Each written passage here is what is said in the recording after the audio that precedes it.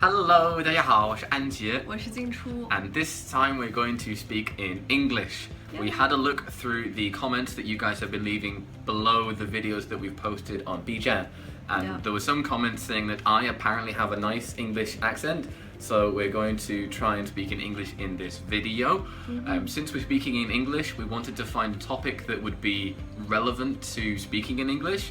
So we had a little chat last night about what we could talk about, and we came to the conclusion that it would be a good idea to talk about why a lot of Chinese students in the UK don't speak English particularly well.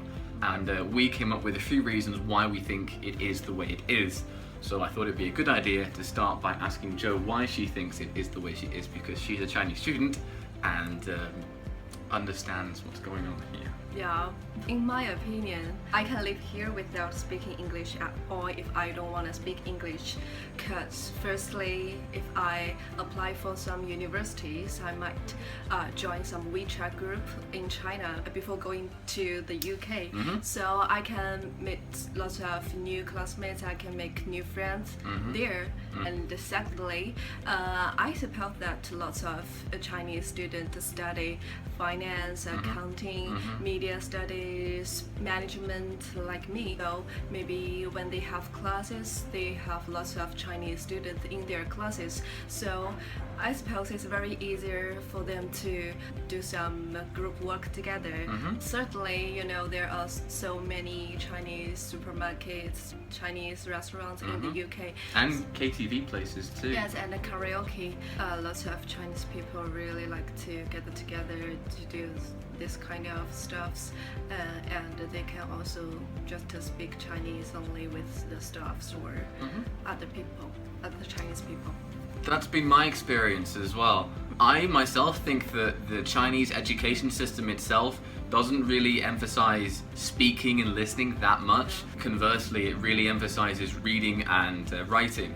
So even if an average Chinese student has a fairly decent English level when they come here, their English level is probably better. They're probably better at reading and writing than they are at speaking and listening.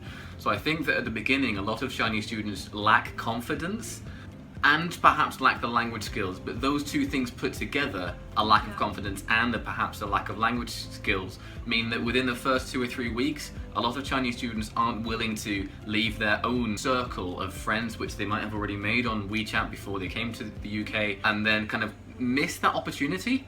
At the beginning of every year in the UK, there's something called Freshers Week, which is basically when everybody goes out partying. Most people get drunk. You don't have to get drunk, but most people do, or everybody goes out to nightclubs.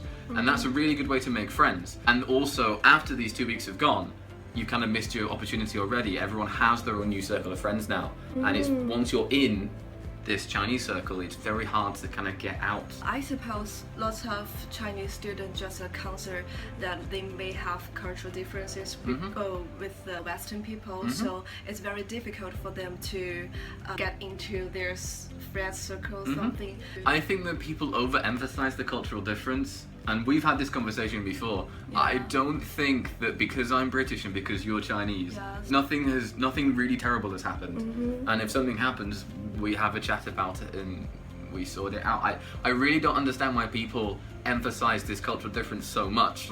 I mean, you are coming to a foreign country. You should try to 入乡随俗.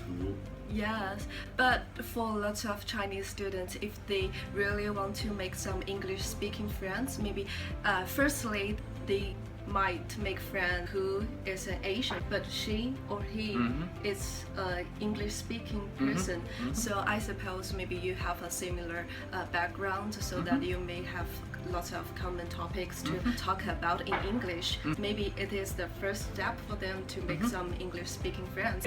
I mean, one of your best friends is from Vietnam, but she kind of grew up in America, and that's enough. I think having one good friend is enough. But generally speaking, to wrap up, don't be so scared. Give things a go. Even if you think you won't like them, just try. I didn't think I'd like ATV. I didn't like ATV, but I still went and I still tried. You know, and actually I went twice, so it wasn't just once. I gave it a couple of goes.